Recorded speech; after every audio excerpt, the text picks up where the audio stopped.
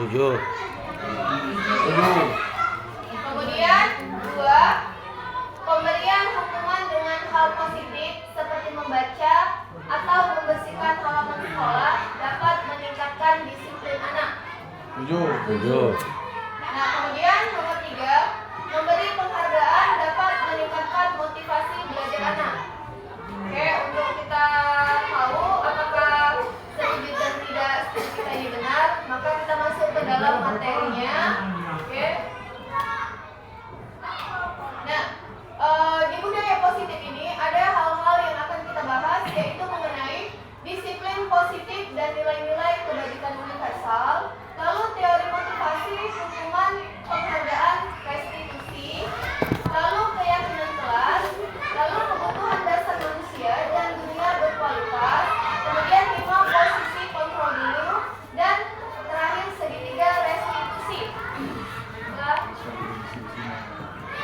Nah, masuk ke dalam disiplin positif dan nilai-nilai kebajikan universal. Nah, di dalam disiplin positif ini, guru sebenarnya kita ini sebagai guru, kita tidak bisa mengontrol murid. Tapi seolah-olah murid itu terkontrol karena ada keyakinan dari diri mereka, apa yang kita arahkan, yang kita bilang itu mereka lakukan. Jadi seolah-olah guru ini punya kuasa, bukan kuasa sih, punya sesuatu untuk dikatakan ilusi untuk mengontrol murid. Nah, jadi ada beberapa hal di teori kontrol atau teori pilihan. Ilusi guru mengontrol murid, ilusi bahwa kritik dan membuat orang merasa bersalah dapat menguatkan karakter, ilusi bahwa semua penguatan positif efektif dan bermanfaat, ilusi bahwa orang dewasa memiliki hak untuk memaksa. Jadi seolah-olah sebenarnya dari diri kita sendiri membuat ini terjadi. Kalau dari diri kita menolak, tentu hal ini tidak terjadi seperti itu. Nah, di sini ada siapa sesungguhnya yang memiliki kontrol.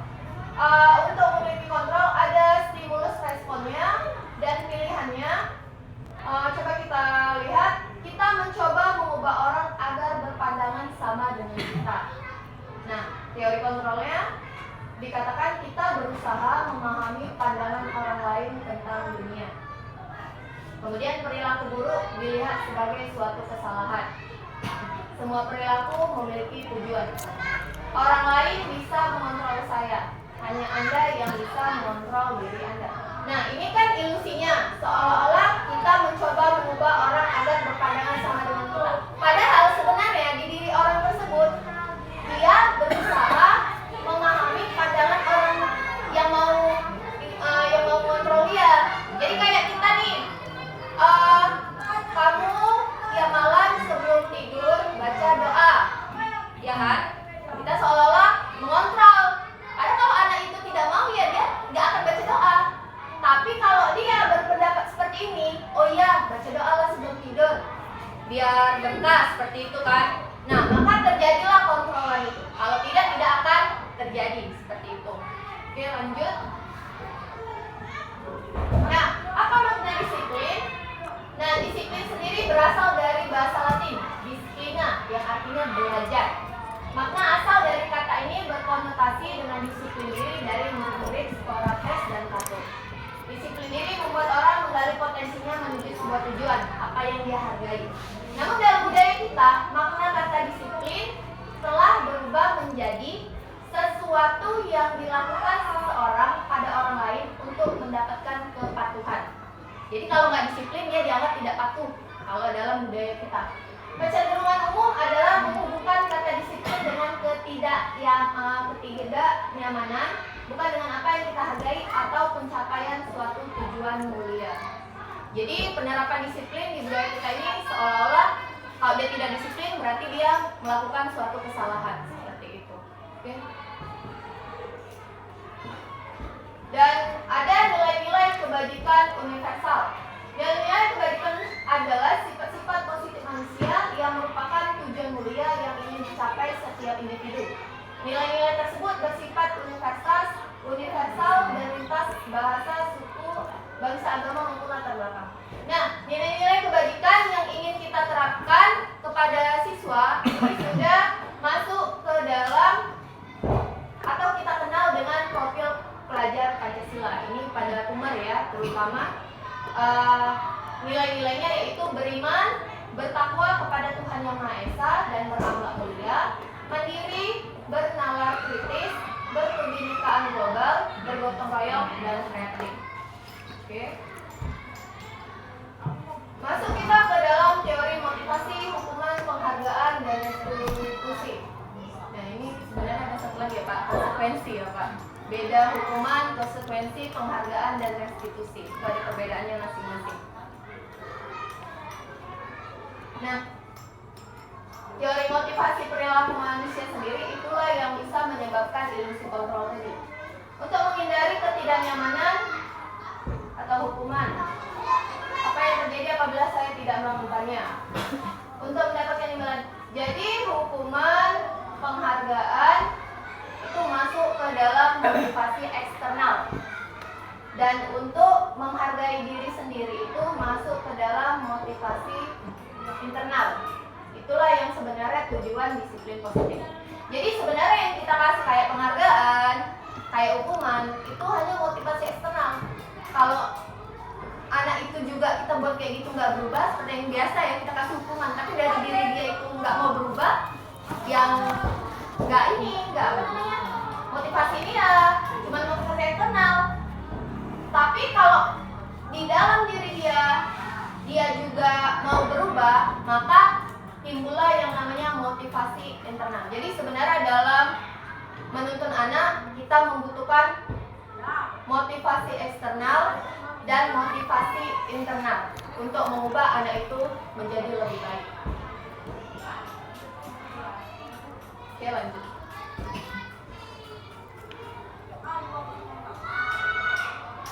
Nah, ini sebenarnya penghargaan di sini yang saya bahas di guru penggerak, di pelatihan guru penggerak.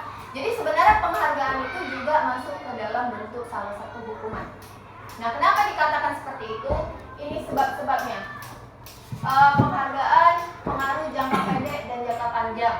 Penghargaan menghukum, penghargaan mengurangi ketepatan, penghargaan tidak efektif, penghargaan merusak hubungan.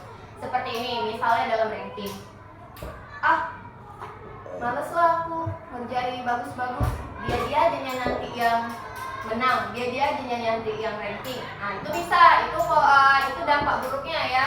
Maka dikatakan penghargaan itu bisa dikatakan hukuman. Jadi kalau misalnya si kawannya aja yang terus-terusan diberi penghargaan, yang satu enggak, dia merasa tidak jadi termotivasi sebenarnya kalau di sisi negatifnya. Tapi dianggap itu hukuman diri dia. Hukuman karena dia tidak bisa, ya dia nggak dapat penghargaan. Nah, jadi apa yang kita ganti dari penghargaan ini, Pak?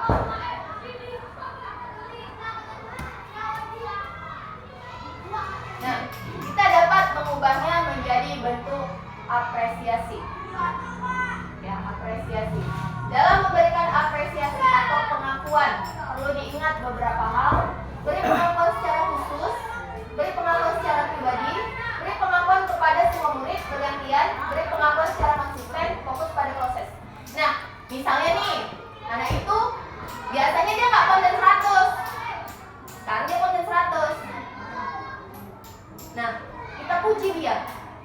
Kalau penghargaan kan biasanya bentuk benda ya. Kita puji dia, apresiasi, pengakuan bahwasan dia bisa gitu. Nah, bagus sekali hari ini kamu ya. Nilai kamu meningkat. Nah, itu pasti dia merasa senang.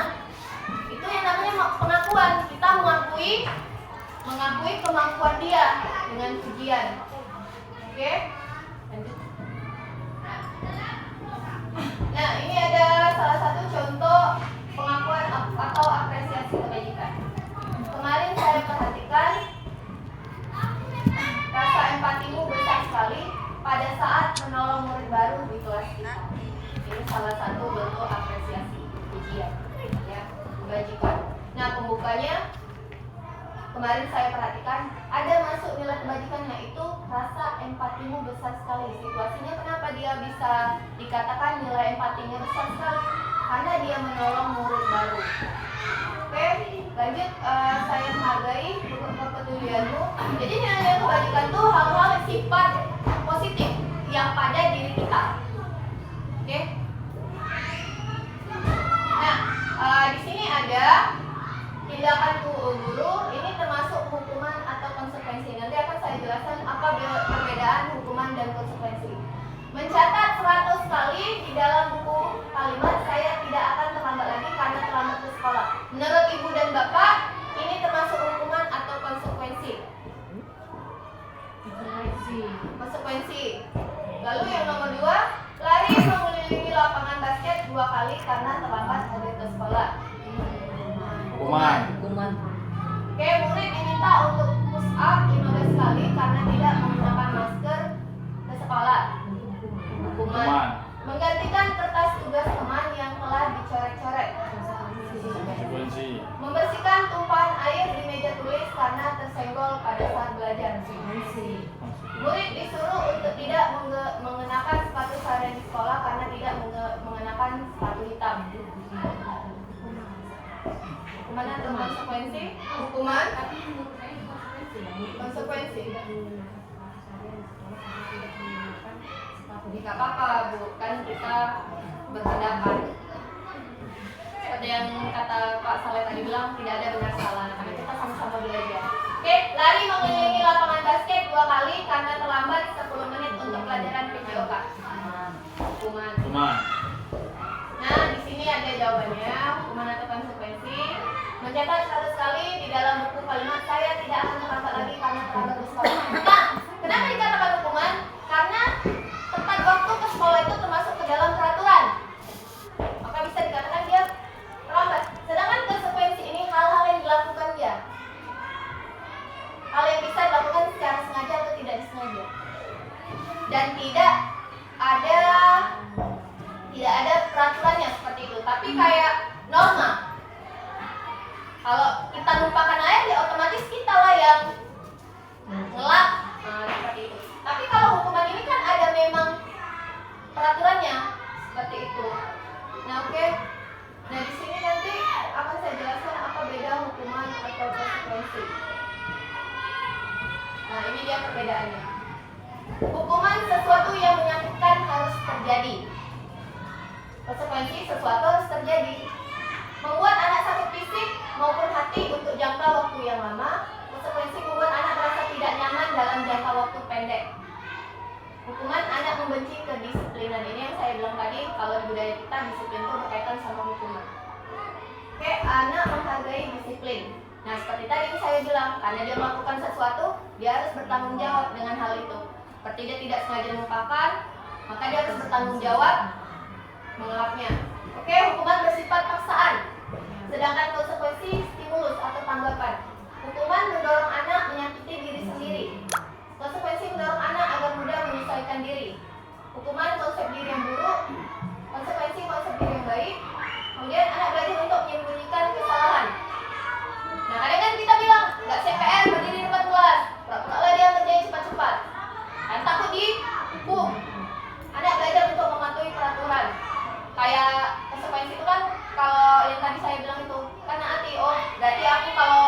minum tuh jangan numpah-numpahkan air seperti itu. Oke, hukuman tuh membuat rasa marah, rasa bersalah, dipermalukan, rasa tak dihargai. Kalau konsekuensi kehilangan hak, dibuat tidak nyaman, diasingkan untuk sementara. Ayo Pak. Nah ini diasingkan untuk sementara ini konsekuensi kayak mana ya? Kayak dia coret-coret buku gitu kan. Tapi kan dia konsekuensi harus ganti buku kawannya kan. Nah dia diasingkan ini mungkin dia tidak jadi dikawani-kawannya. Nah hukuman ini kan bisa tampak. Tapi kalau konsekuensi ini berkaitan dengan norma. Oke? Nah ini masuk ke dalam restitusi. Jadi beda hukuman konsekuensi dengan restitusi. Nah apa itu restitusi? Restitusi adalah proses menciptakan kondisi bagi murid untuk memperbaiki kesalahan mereka, sehingga mereka bisa kembali pada kelompok mereka dengan karakter yang lebih kuat. Restitusi juga merupakan proses kolaboratif yang mengajarkan murid untuk mencari solusi untuk masalah mereka dan membantu murid berpikir tentang orang seperti apa yang mereka ingin menjadi atau tujuan mulia dan bagaimana mereka harus memperlakukan orang lain. Nah ini dia perbedaannya. Ya dikatakan kalau di pelatihan guru penggerak, hukuman itu merupakan identitas yang gagal, sedangkan identitas yang sukses itu untuk disiplin masuk ke dalam bentuk konsekuensi dan restitusi. Jadi perbedaannya seperti yang kita baca tadi. Kalau restitusi merupakan pilihan. Nah dia salah. Dia salah nih, misalnya tadi merupakan air. Dia salah. Hukumannya bisa jadi kan merupakan air dia lari. Tapi konsekuensi mengelapnya. Kalau restitusi kita memberikan pilihan. Saya tahu salahnya salahku. Nah apa yang kamu lakukan biar tidak terjadi lagi hal seperti ini? Seperti itu restitusi. Oke, ini masuk restitusi merupakan pilihan mengatakan untuk murid, anak dalam jangka panjang. Korbannya mendapatkan ganti, murid atau anak mendapatkan penguatan, masalah terpecahkan, murid belajar bertanggung jawab untuk perilakunya, fokus pada pemecahan masalah dalam jangka waktu panjang. Kemudian kalau di hukuman peraturannya kamu harus, sedangkan kalau di konsekuensi kamu mampu melakukannya. Kalau di restitusi, apa kamu yakin apa yang bisa kamu lakukan untuk memperbaiki masalah ini? Anda diberikan pilihan. Kemudian untuk hukuman, anak membenci peraturan, anak menghormati peraturan, sedangkan restitusi menghormati dirinya dan orang lain. Nah ini seperti ada satu kasus, ini yang saya videokan semalam. Misalnya si anak A, dia tidak membawa topi ketika upacara bendera. Nah, kalau di hukuman tentu dia bisa kita suruh berdiri di depan lapangan, di depan bendera, tiang bendera ya kan.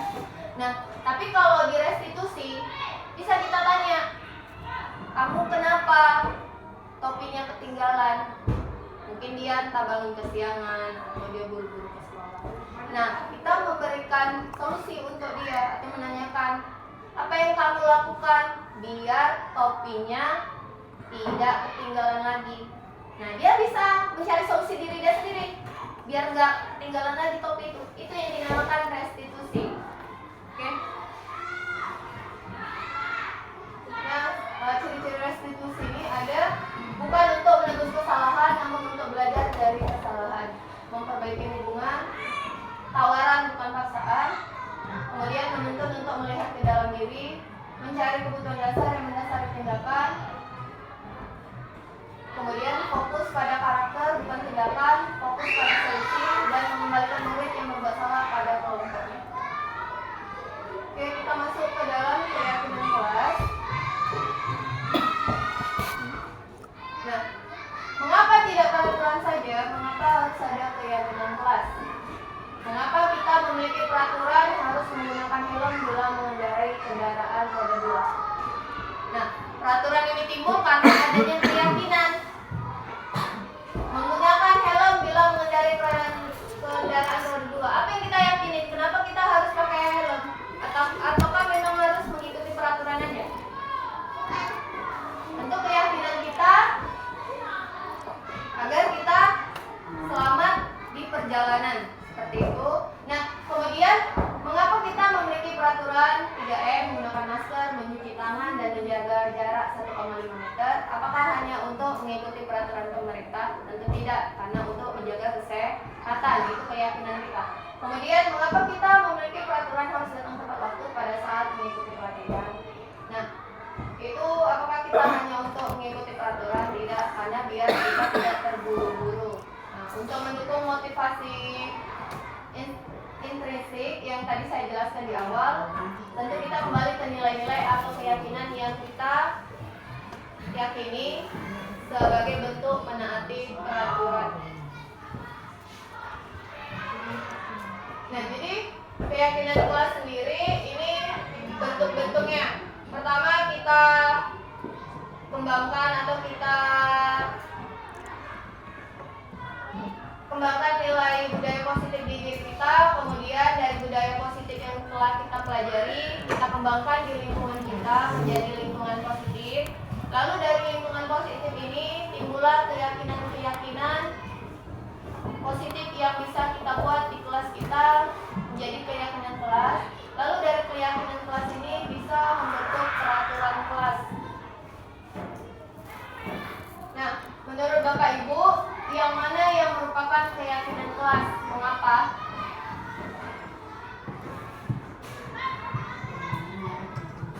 Yang kanan atau yang kiri Bapak Ibu atau yang kanan?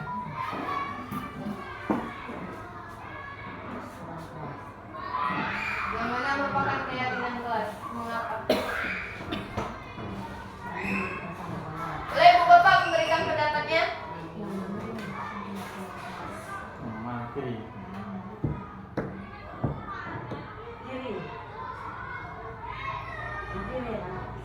Kiri yang kiri. Selatan kiri.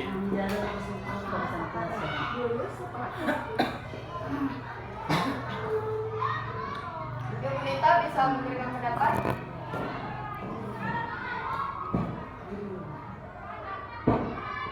Ibu Mulia?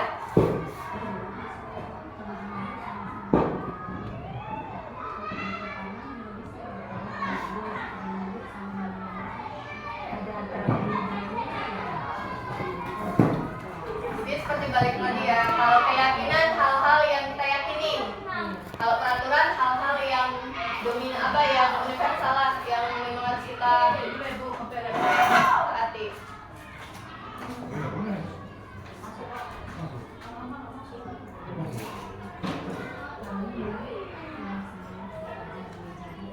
Ada Ibu Bapak bisa ini? Ayo Bu Nita, yang mana?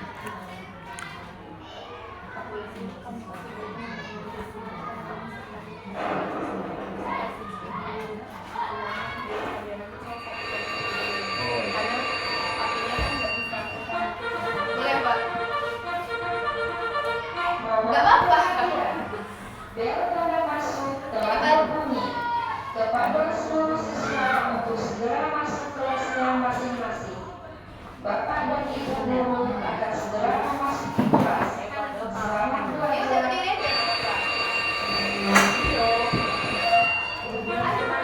Ayo sini. Perhatian. Bel tanda masuk telah berbunyi kepada seluruh siswa untuk segera masuk kelasnya masing-masing. Pendapat Bapak Ibu dan Nita pilih yang sebelah sini. Oh, ini menurut pendapat saya, kenapa saya memilih yang kanan ini menurut saya, gitu ya kan? Kita saling menunjukkan pendapat. Ini kan antara kesepakatan dalam kelas ya. Ini dua-dua dibilangnya kesepakatan kelas. Iya. Tapi mana yang sebenarnya keyakinan kelas? Iya, kalau saya sendiri ya, kami guru dan murid yang saling menyayangi. Berarti kan ada antara guru dengan murid.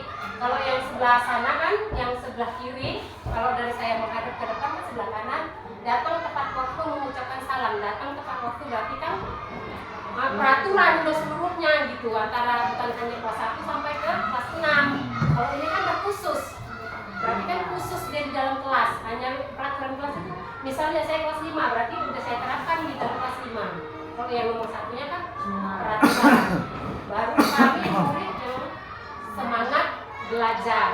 Berarti kan di dalam kelas itu kan ada pertimbangan antara guru dengan murid, kita harus mendisiplinkan lebih semangat belajar. Kalau yang di sebelah sana menjaga kebersihan sekolah, itu kan sudah peraturan. Memang peraturan kita harus betul-betul menjaga lingkungan sekolah.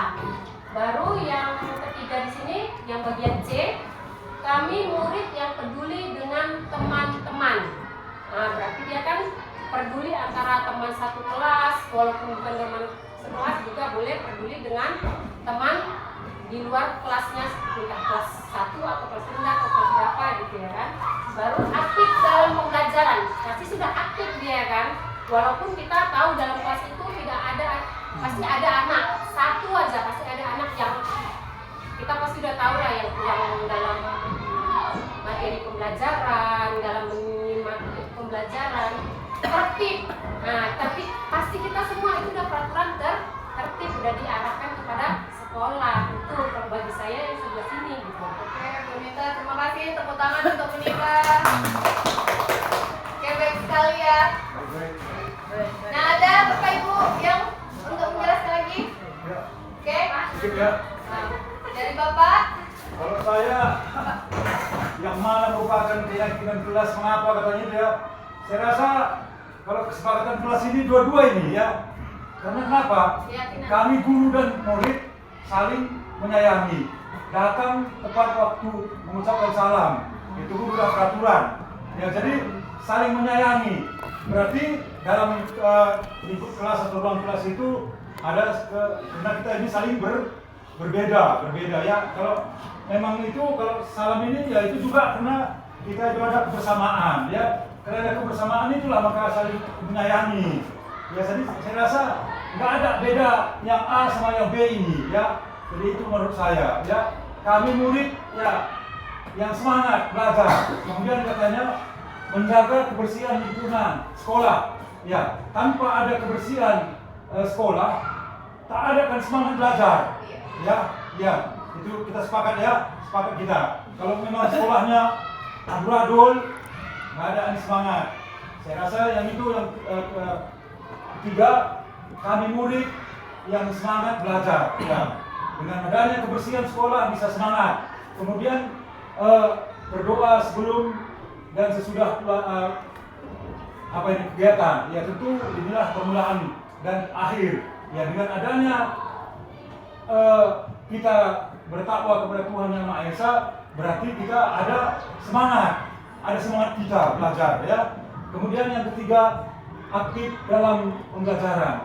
Kami murid yang peduli ya. Jadi dengan adanya keaktifan dalam pembelajaran, ya tentu semua murid dan teman-teman kita guru, ya pasti kita ini peduli kepada lingkungan sekolah dan ruangan kelas. Jadi saya rasa kedua-dua ini ada kesepakatan kebersamaan ya, ada kaitannya. Itu Kedua saya rasa. juga keyakinan. Iya. Oke, terima kasih buat Pak Member. Oke, terima kasih Bapak dan Ibu untuk pendapatnya. Nah, dua-duanya benar ya. Namun untuk lebih tepatnya, kalau peraturan dia itu berasal dari keyakinan, bersifat lebih khusus. Kalau peraturan tadi kan sudah saya jabarkan budaya positif, lingkungan positif, keyakinan kelas, kemudian peraturan. Nah, di saling menyayangi, kalau menurut pendapat saya, yang merupakan keyakinan kelas itu yang sebelah kanan. Kenapa? Dari saling menyayangi keyakinan kelas, maka akan timbul mengucapkan salam peraturan. Nah, itu dari saya. Kemudian kami murid yang semangat belajar. Kalau udah semangat, pasti aktif, peduli, pasti tentu masuk ke dalam kebersihan, masuk mungkin peduli dengan teman-teman, dengan menjaga lingkungan, tentu dia akan tertib. Itu dari saya. Tapi semua yang ibu bapak berikan tadi tanggapannya luar biasa dan benar. Oke, terima kasih. Lanjut Pak. Pak Opera. Oke, nah di sini ada contohnya ya. Peraturan selalu kembalikan buku ke tempatnya. Keyakinannya jawab. Dan kita tahu tadi keyakinan itu berasal dari nilai-nilai kebaikan, nilai-nilai yang positif, yang bersifat pada pada diri kita. Oke, dilarang mengganggu orang lain. Keyakinannya menghormati orang lain. Hadir di sekolah 15 menit sebelum pembelajaran dimulai. Keyakinannya menghormati orang lain, berkomitmen. Dilarang melakukan kekerasan, peraturannya. Keyakinannya kenapa? Karena untuk keselamatan dan menghormati orang lain. Dilarang menggunakan narkoba atau barang-barang yang terlarang itu untuk kesehatan, bergantian atau menunggu giliran antri. Itu untuk menghormati orang lain atau dan bersabar. Menggunakan masker untuk kesehatan, keselamatan. Jangan berlari di kelas atau koridor untuk keselamatan. Jadi udah nampak perbedaannya ya, mana peraturan, mana keyakinan. Oke Pak? Oke, kita masuk ke dalam kebutuhan dasar manusia dan dunia berkualitas. Jadi kebutuhan dasar manusia itu ada 5. Kasih sayang dan rasa diterima, penguasaan, bertahan hidup, kesenangan, dan kebebasan. Jika siswa mengalami kurangnya salah satu dari kebutuhan dasarnya, maka dia akan membuat kesalahan. Misal, dia kurang dalam penguasaan, tentu maafnya pasti dia butuh belajar ekstra untuk meningkatkan nilainya. Dia kurang kasih sayang dan rasa diterima, pasti dia kalau di kelas sering mencari perhatian. Kurang kesenangan, tentu dia juga hampir sama nih dengan kasih sayang dan rasa diterima, mencari hiburan. Apa yang dilakukannya untuk kesenangannya? Itu bisa dia lari-lari di kelas, seperti itu. Kebebasan, nah ini bisa kalau kita belum bel istirahat, dia minta untuk keluar. Nah, itu contohnya dalam lingkungan murid kita. Oke, lanjut Pak. Ada 5 posisi kontrol guru. Nah, ternyata kita sebagai guru ada 5 kontrol yang bisa kita lakukan. Ada 5 posisi kontrol, yaitu sebagai penghukum, pembuat rasa bersalah, sebagai teman, sebagai pemantau, sebagai manajer. Nah, perbedaannya bisa kita lihat. Kalau penghukum itu dia menjadi hukuman, memberikan hukuman. Nah, ciri-cirinya menghardik, menunjuk-nunjuk, menyakiti, menyindir. Ya, seperti lari keliling lapangan tadi, menghukum. Kemudian kata-katanya kalau penghukum, kalau kamu tidak melakukannya, awas ya, rasakan. Hasilnya murid akan memberontak atau menyalahkan orang lain atau berbohong. Kaitannya dengan dunia berkualitas, murid meletakkan guru di dunia berkualitas, tidak menghargai. Kemudian murid berkata, biarkan saja, nanti juga marah-marah lagi. Kalau guru menjadi seorang penghukum. Kemudian dampaknya apa lagi? Mengulangi kesalahan, itu aja. Kemudian membuat rasa bersalah. Yang kedua, apa yang dibuat guru? Berceramah dan mengatakan, seharusnya ibu kecewa, kamu jangan kayak gitu, ibu jadi seperti ini. Nah, kemudian guru berkata, kamu seharusnya sudah tahu ibu lelah sekali mengatakannya, ibu stres. Jadi seolah-olah anak itu salah. Kemudian hasilnya menyembunyikan atau menyangkal, berbohong. Kaitan dengan dunia berkualitas, murid meletakkan guru di dalam dunia berkualitas. Ini sama ya seperti hukuman. Murid berkata, maafkan saya, dan merasa rendah diri. Kemudian kalau guru menjadi seorang teman, guru berbuatnya membuat alasan-alasan untuk muridnya dan berkata, ayo lakukan demi ibu. Masa kamu tidak mau? Ingat tidak, ibu pernah bantu. Kemudian hasilnya ketergantungan dengan siswa. Kemudian murid meletakkan guru sebagai orang yang sangat penting di dunia berkualitas. Jadi murid juga menganggap guru itu penting karena dia menganggap guru itu sebagai temannya. Kemudian murid berkata, berapa banyak bintang yang saya harus peroleh, berapa halaman yang harus saya tulis. Jadi dia merasa ya dia masih menghormati, tapi dia menganggap gurunya itu teman. Oke, kemudian hasilnya menitik beratkan pada sanksi atau hadiah untuk dirinya. Jadi kayak gak sungkan gitu murid dengan gurunya. Nah, kemudian jika guru menjadi seorang pemantau, guru berbuat menghitung dan mengukur. Memantau dulu apa yang dilakukan siswanya. kemudian berkata apa peraturannya. Hasilnya, siswa dapat menyelesaikan diri bila diawasi. Dan lalu kaitannya dengan dunia berkualitas, murid meletakkan guru di peraturan dan hukuman yang di dunia berkualitas. Lalu murid berkata, berapa banyak bintang yang saya peroleh. Nah, maaf ya, tadi saya salah membaca. Untuk teman, murid berkata seperti ini, saya pikir bapak, ibu teman saya, ternyata begitu. Jadi dia nggak sungkan. Tapi kalau memantau, berapa banyak bintang yang saya peroleh, karena kita mengobservasi. Berapa lamanya saya tulis, kemudian dampak pada murid menitik beratkan pada sanksi atau hadiah untuk dirinya. Nah, kalau kita sebagai manajer mengatur, maka guru akan berbuat mengajukan pertanyaan-pertanyaan.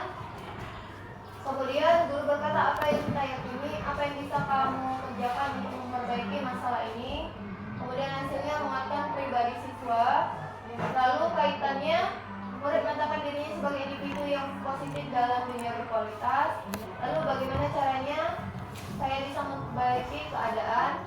Kemudian nampak pada murid mengevaluasi diri, bagaimana cara memperbaiki diri.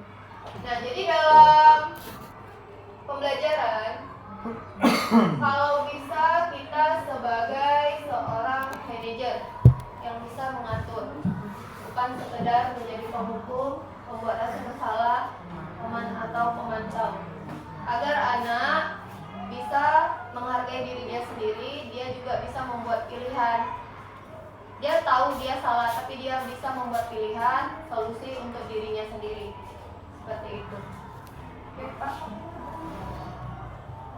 Nah, di sini ada seperti tadi, menurut Bapak Ibu, gurunya ini berperan sebagai apa? Dari 5 posisi kontrol tadi, pernyataan-pernyataan.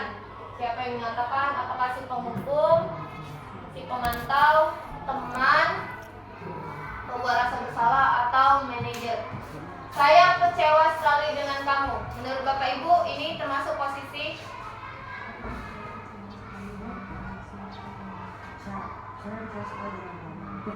balik lagi, Pak. Balik kiri. Nah, jadi kan ada 5 posisi kontrol. Penghukum, pembuat rasa bersalah, teman, pemantau, manajer. Nah, ini kita lakukan di pembelajaran. Apakah kita kadang menjadi seorang penghukum, atau pembuat rasa bersalah, atau menjadi seorang teman, atau menjadi seorang pemantau, atau seorang manajer? Nah, kalau bisa kita semua guru di sini menjadi seorang manajer agar anak bisa mengeluarkan potensinya. Dan jika ada kesalahan, dia bisa memikirkan solusinya sendiri. Kita memberikan pilihan. Oke, lanjut Pak. Nah, ini balik ke pernyataan-pernyataan tadi. Saya kecewa sekali dengan kamu. Ini gurunya menjadi seorang pembuat rasa bersalah kah? Pembuat rasa bersalah. Kamu tidak pernah benar melakukannya. Seorang penghukum kah? Pembuat rasa bersalah kah? Pemantau kah? Teman atau manajer?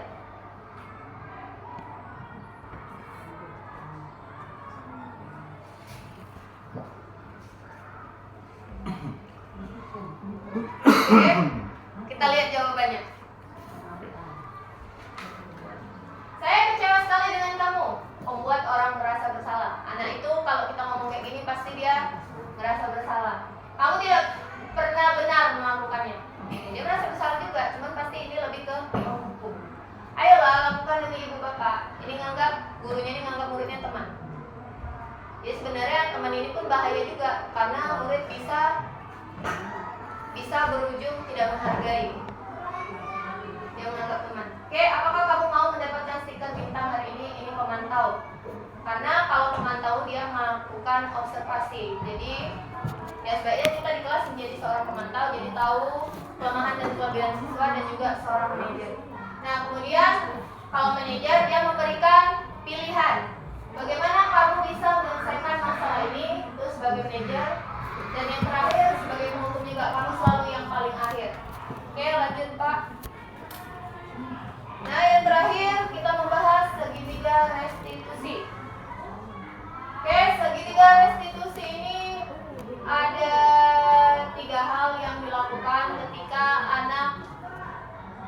masalah atau bermasalah.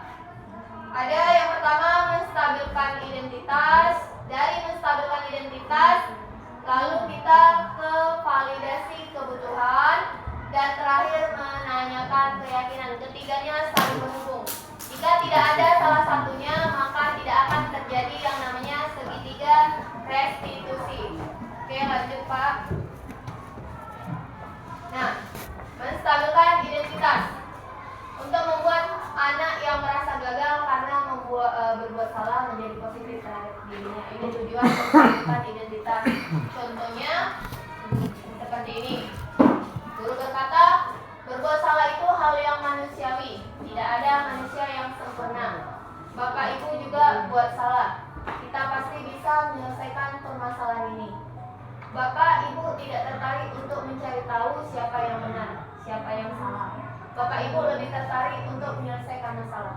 Kalau kamu menyalahkan dirimu sendiri terus-menerus, apakah kamu bersikap baik pada dirimu sendiri? Nah, nanti di akhir presentasi ini akan saya tampilkan contoh kasusnya biar lebih paham apa itu segitiga restitusi. Oke Pak, lanjut. Nah, kemudian ada validasi kebutuhan. Membantu murid mengenali basic atau kebutuhan dasar yang ingin dipenuhinya ketika melakukan kesalahan itu. Pada dasarnya setiap tindakan manusia tujuannya adalah memenuhi kebutuhan dasar. Apakah itu penguasaan, kebebasan, kasih sayang, dan rasa diterima, kesenangan atau bertahan hidup. Guru berkata, kamu bisa saja kan melakukan hal yang lebih buruk, tapi kamu tidak melakukannya kan?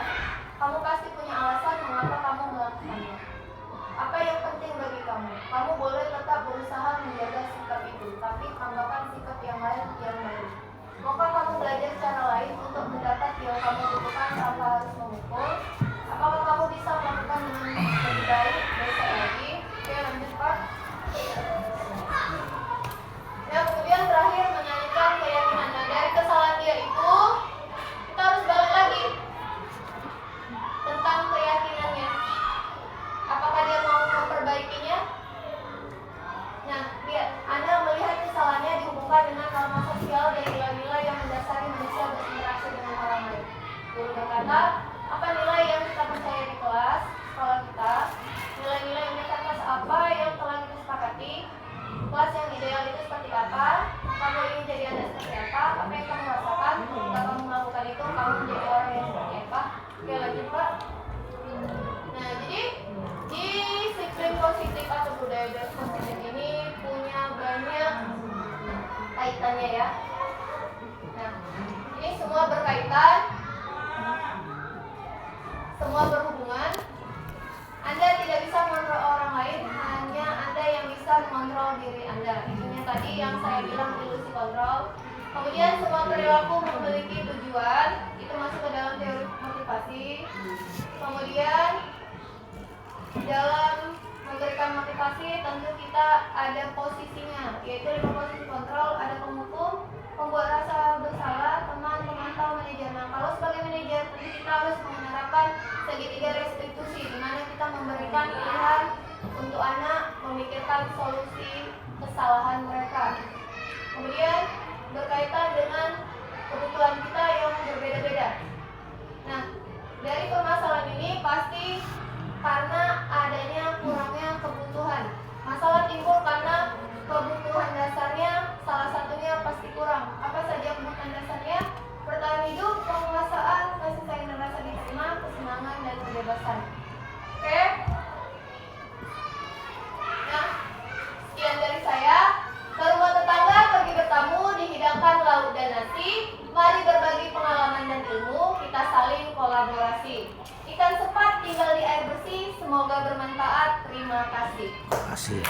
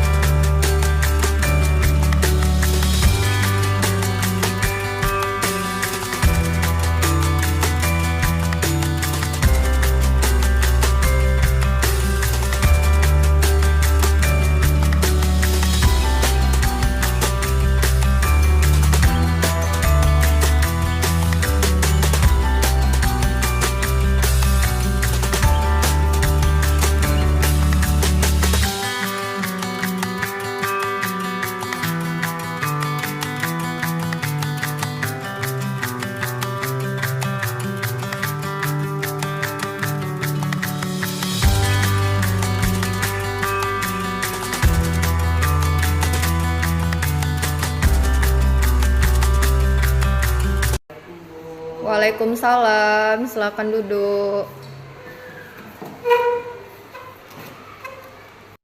Mendapat laporan bahwa ketika jam istirahat kalian bertengkar. Apakah itu benar? Baiklah, setiap orang pasti pernah melakukan kesalahan yang disengaja maupun tidak disengaja. Coba Nadia pikirkan, apakah Adim sengaja menendang bola ke arah kamu? Dan kamu Adim, menurut kamu apakah Nadia marah-marah dan mencubit kamu dengan sengaja? Lalu pertengkaran yang kalian lakukan tadi itu benar apa salah? Salah.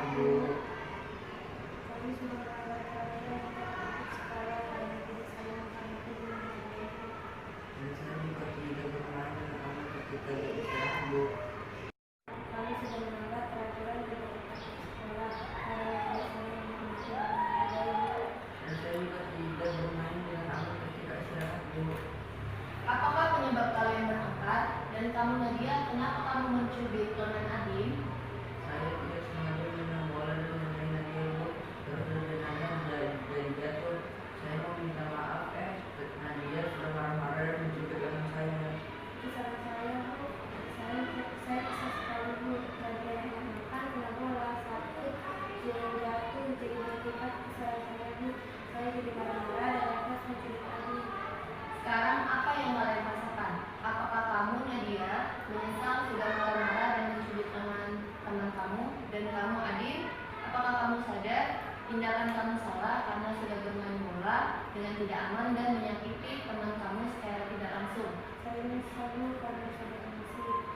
Saya merasa bersalah dan menyesal, Bu, karena sudah membuat teman saya kesal. Ya, salaman kalian berdua saling meminta maaf.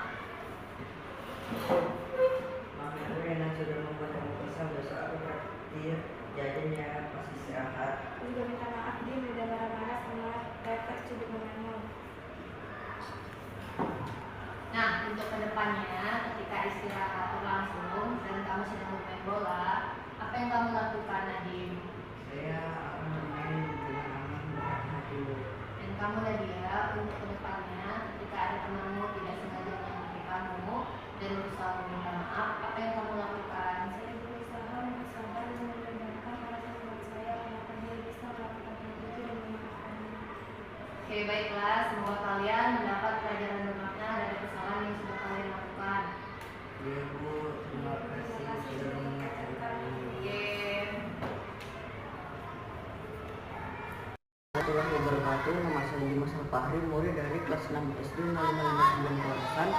Saya senang ikut dan diajak berdiskusi dan bermain peran di videoin dengan Bu Mutia.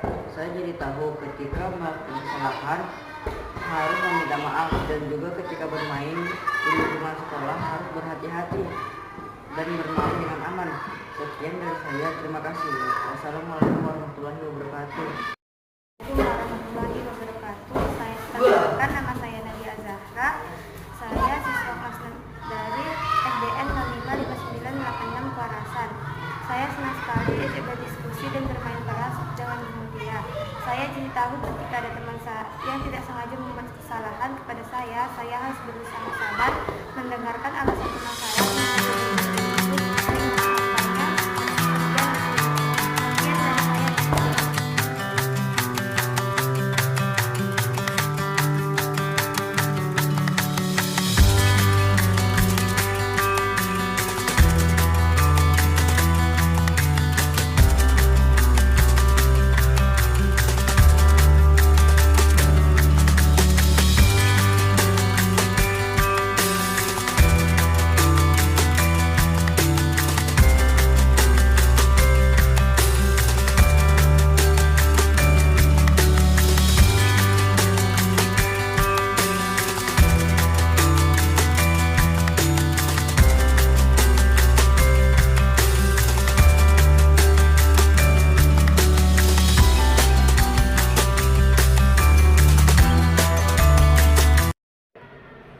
Jenny, kamu tahu tidak kira-kira kenapa ibu memanggil kamu menjumpai ibu? Tahu, Bu, karena saya tidak makan kopi ketika upacara bendera. Menurut kamu perbuatan kamu benar atau salah? Salah, Bu, saya sudah melanggar peraturan sekolah. Nah, bagus, kamu sudah mau mengaku. mengakui dan menyadari kesalahan kamu. Semua orang pasti punya kesalahan, dan yang paling penting bagaimana kita mau memperbaiki kesalahan tersebut dan tidak mengulanginya. Ya Bu, saya minta maaf. Kamu pasti punya alasan kenapa kamu tidak memakai topi ketika upacara bendera berlangsung tadi. Iya Bu, saya bangun kesiangan Bu, jadi saya terburu-buru menyiapkan keperluan sekolah saya untuk hari ini dan lupa masukkan topi ke dalam tas saya Bu. Untuk kedepannya, apa yang akan kamu lakukan agar tidak lupa memakai topi ketika upacara bendera berlangsung? Saya akan mempersiapkan peralatan dan keperluan sekolah di malam hari dan sebelum saya tidur agar tidak ada yang ketinggalan dan kelupaan lagi. Dan saya akan tidur lebih awal agar tidak bangun kesiangan. Bagus, semoga bisa kamu laksanakan dengan baik. Warahmatullahi wabarakatuh. Perkenalkan, nama saya Junior Andrani, siswa kelas 6 SDN 055986. Saya merasa senang diajak bermain peran dan berdiskusi bersama Bu Mutia. Dan saya jadi tahu dengan mengakui dan menyadari kesalahan diri sendiri. Membuat saya untuk memperbaiki diri menjadi lebih baik lagi. Sekian dari saya, terima kasih.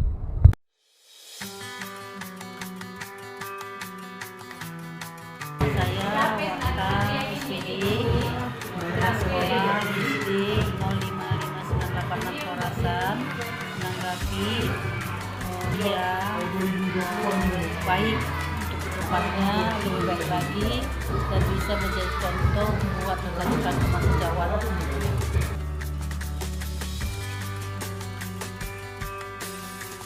Perkenalkan, nama saya Evita Rahmita Budi Simulon, saya guru kelas 5. Di sini saya ingin menyampaikan hasil kegiatan yang sudah dibuat oleh Ibu Mutia, Indah Mutia kelas 6. Di sini saya hanya ingin menyampaikan semoga apa yang sudah disampaikan oleh Ibu Indah Mutia bisa terlaksana dan bisa diikuti oleh kegiatan sekolah yang kami ajarkan saat ini, sehingga kami pun bisa menjalankan semua apa yang sudah dilakukan kegiatan kami terapkan kepada siswa kami, bagaimana yang harus kami ajarin. Semoga itu menjadi motivasi bagi kami untuk kedepannya dalam menjalankan apa yang sudah Ibu Mutia berikan kepada kami. Itulah masukan yang diberikan untuk sharing antara kami dengan guru-guru yang lain. Sekian dan terima kasih. Wabarakatuh. Saya Mulyaningsri, guru kelas 4B. Tanggapan saya tentang seminar yang dilakukan Ibu Mutia sangat baik. Semoga kedepannya bisa terrealisasikan kepada guru-guru, khususnya saya pribadi dan rekan-rekan sejawat bisa untuk memajukan sekolah ini. Terima kasih, itu saja. Assalamualaikum warahmatullahi wabarakatuh. Nama saya Nia Susi Lestari Samosir, saya guru kelas 2. Untuk tanggapan saya itu semoga apa yang disampaikan Ibu Indah Mutia itu bisa terrealisasikan di kelas dan dilaksanakan di sekolah ini, sehingga sekolah ini akan menjadi lebih baik. Puji syukur saya panjatkan kehadiran Tuhan Yang Maha Esa. Saya bernama Hapnia Maita, guru kelas 1 SD Kuarasan. Saya di sini sangat terbantu sekali dengan adanya seminar. Saya lebih bisa memahami bagaimana perkembangan budaya positif dan juga sangat membantu. Semoga sering melakukan seminar seperti ini, karena sebenarnya dalam berbagi ilmu jarak bukanlah halangan. Terima kasih.